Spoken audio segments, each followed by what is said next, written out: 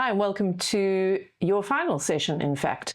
We're going to be talking about ways to ensure that you succeed with the changes that you now have decided to make. We're going to be looking at how to set your goals, creating an action plan so you have a document that you can follow. And then I thought it might be meaningful to go through a day in the life of, I guess, anyone who's looking to improve health long term and looking at all those little tricks and tips and suggestions that I've made throughout this course. We're going to be moving into the area of setting your goals and specifically looking at long-term, medium-term, and short-term goals and how best to set those up. When looking at long-term goals, we're looking at anywhere from a year to 2, ideally. You don't want to be too much longer than that because it's difficult to maintain motivation, but certainly not shorter than a year. As an example, it might be that you want to get off your medication, or that you want to lose a significant amount of weight, or that you want to do some sort of physical thing that's going to really push you and challenge you, but that's going to be amazing to achieve. You might want to fit into a smaller clothing size.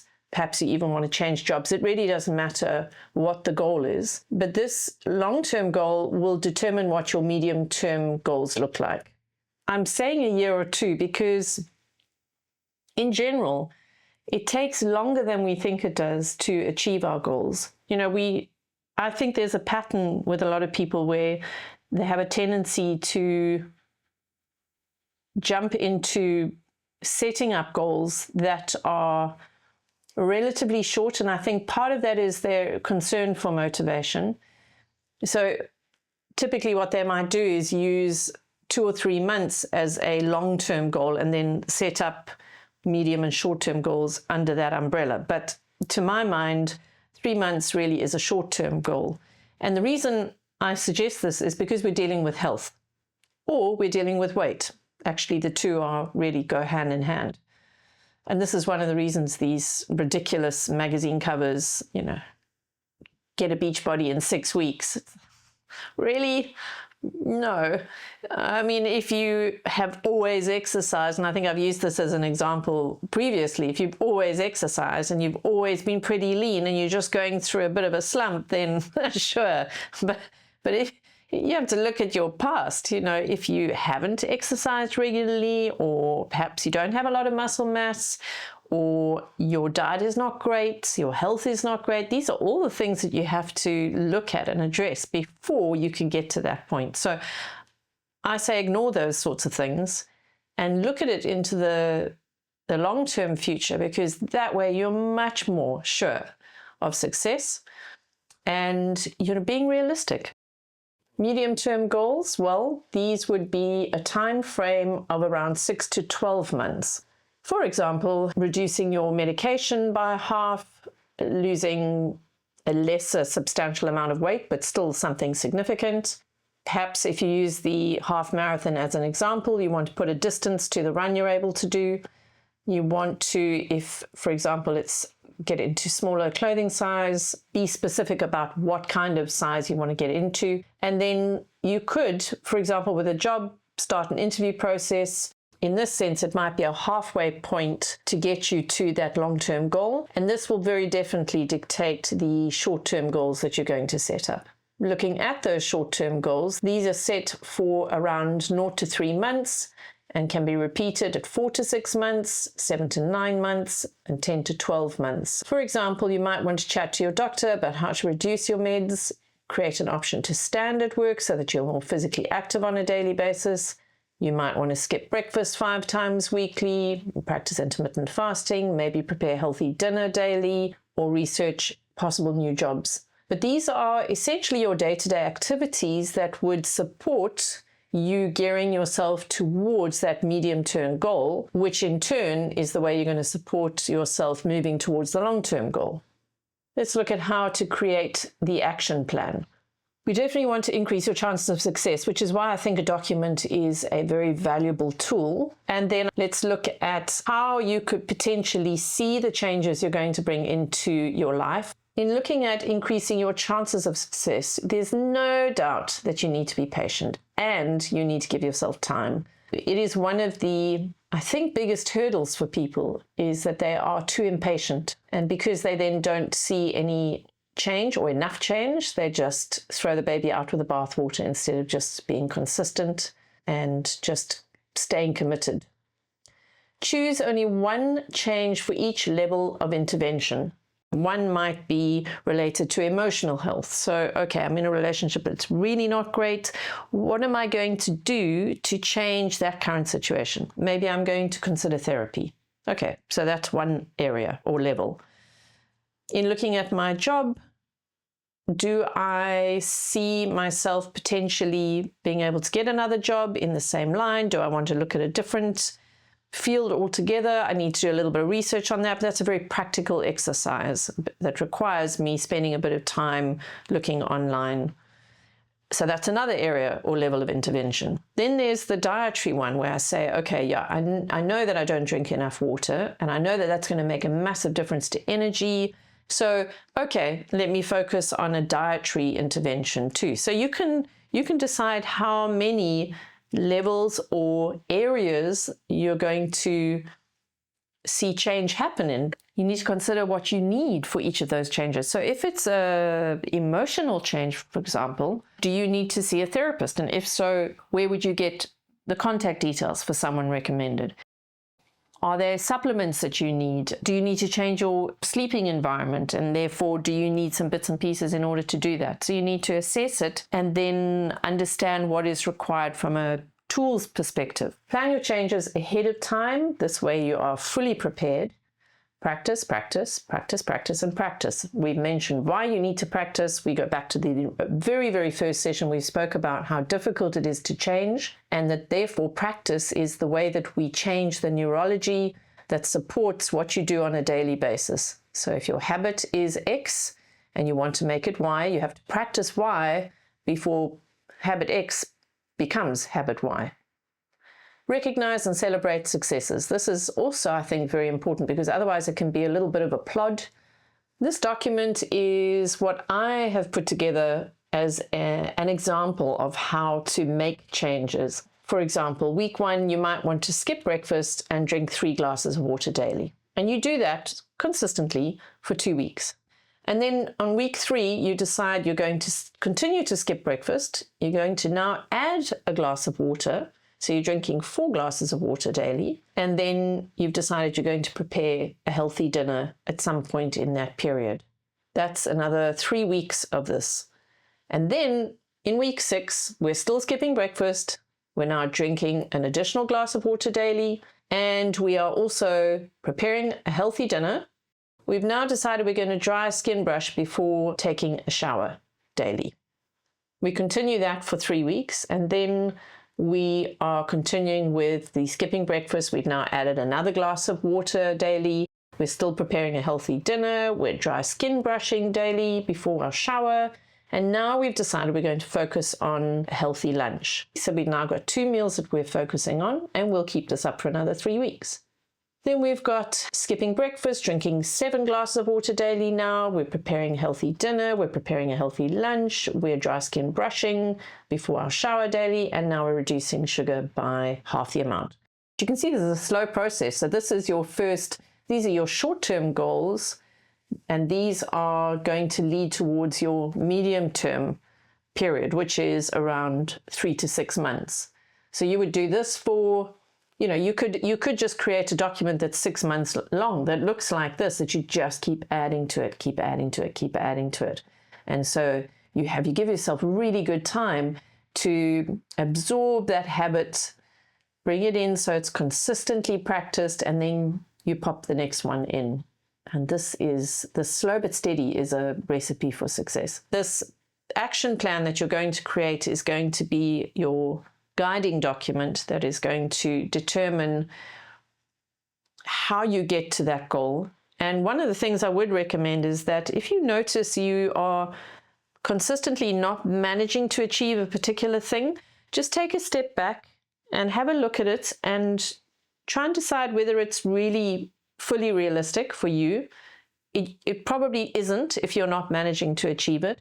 So see if you can unpack that a little bit and take it down to a more basic level. You just need to find a way to work it so that you're not consistently not meeting those goals that you've set up. And over time, you will find it easier and easier to just do that thing that you've brought in as a habit that will no longer be something you need to practice. It'll just be part of what you do. Okay, let's look at a day in the life of. These are my thoughts on what might be a good range of habits to look to achieve in any given 24-hour period. And by no means does it mean that you have to do it every day, but this hopefully would be something that you could consistently get to. We're going to wake as close to sunrise as possible, and this will help us keep good circadian rhythm.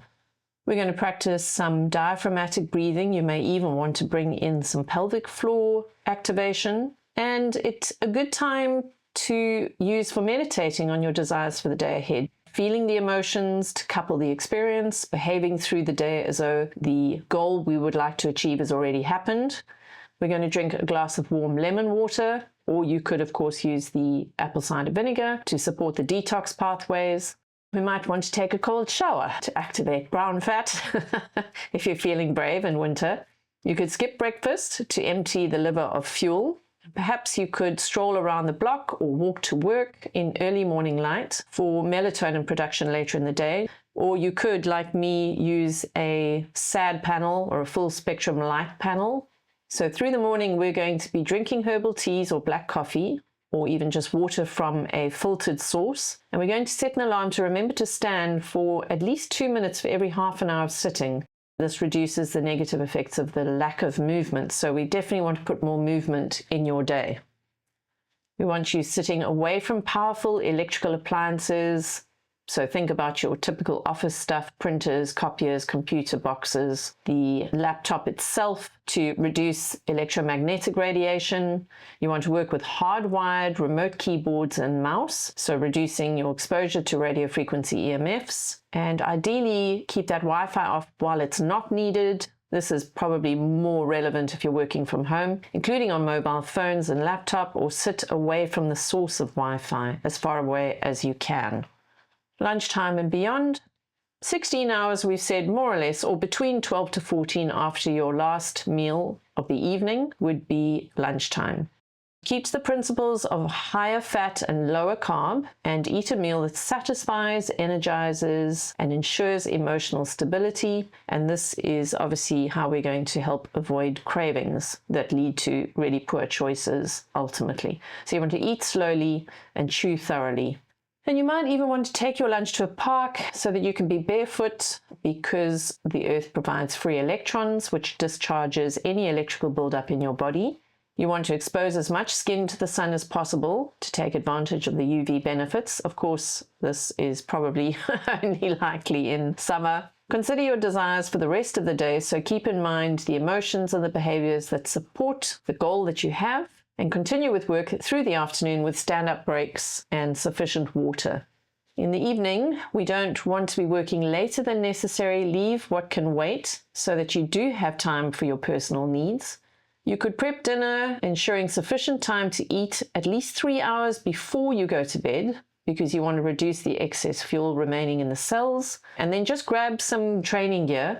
If you've got kids, you could perhaps put them somewhere nearby so you can keep an eye on them while you train, maybe for, look, it could be 10 minutes, frankly, but as long as you can, assuming you have some sort of space, you could perform exercises with body weight or home training equipment. This is for muscle tone and body shape. You could do a 20-minute cardio session, maybe a HIIT or steady state inside or outdoors. So you could go for a run in your street. You could take the kids with you, maybe on bicycles, just up and down the road. Have another cold shower after your workout, dry skin brush beforehand to aid those detox pathways. I just want to be clear on the exercise side, and I know that we've discussed it previously. I'm going to reiterate it, because sometimes the repetition is a good thing. If you've only got 10 minutes, do it for 10 minutes. I have this discussion with clients often. They want to jump in, they want to do 3 sessions a week. They have a New Year's resolution that requires it. And I will say, you know, if you're going from 0 to 3 hours in a week, that's probably a little heavy. Why don't you just start? Or maybe they want to join a gym and go to gym 3 times a week. And I just say, just do 10 minutes. In some cases, just drive to the gym, get into the gym, sit on a bike for 5 minutes, and then come back again, and just do that until that becomes rote.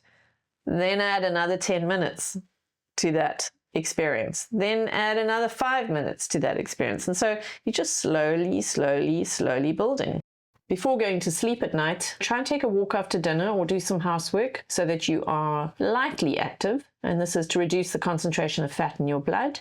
Keep the top lights off, switch blue light blocking lamps on, or use eco-friendly candles. And then try and avoid using a TV, computer, mobile phone for around 60 to 90 minutes before bedtime. I find personally I need 2 hours before bed, but for some people it might be a shorter period. Turn off electrical appliances, preferably at the wall, any that are close to your bed, in order to reduce electromagnetic radiation, and sleep in a well-ventilated, dark room in order to keep melatonin levels optimal, or you could use a sleep mask. Wear a grounding anklet to discharge electrical buildup and earplugs to reduce noise. Make a to-do list for tomorrow. So maybe just as you're lying there, give some thought to that list. You want to leverage some free time to tend to personal needs always, so you kind of want to know what's coming. It's always a good idea to have a think about it. And then go to bed at a reasonable hour for around about 7 hours, unless you need more or you comfortably can do with less. And again, practice diaphragmatic breathing in order to calm the nervous system. You might even, again, want to add some pelvic floor activation while you're doing this diaphragmatic breathing too. So that just gives you an idea of the kinds of things that would be useful to bring in. You're not going to remember all of them necessarily. You might not be able to do all of them necessarily, but because they are habitual things that happen so regularly that you could, even as I've said, you just make one change. If you just happen to buy bulbs that are blue light blocking, then you've already taken care of just that aspect. So you're already immediately going to make a difference to your melatonin output, to your sleep quality, to the depth of your sleep. So you might want to just look at where the easy wins are. In some cases, they require some of these changes require a little bit of effort. In some cases, they require no effort at all. They might require money. In some cases, it might not be money. It might be a little bit of research. So each one, you might want to just create a list and then start ticking off the things that you either purchase or manage to get hold of or read up about or start to practice, so that you, over time, you can actually make sure that list is complete. These are your takeaway tips. You can explore and plan your long-term goals and then set your medium and short-term goals to support that.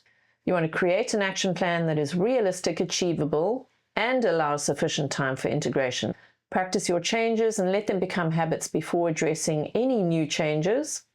And for sure, celebrate meaningful successes as they happen. So I wish you the very best of luck. If you feel that you need any help, please feel free to make contact with me and we can discuss further. Thank you for all the attention you've given me. Until we meet again, go well and take care.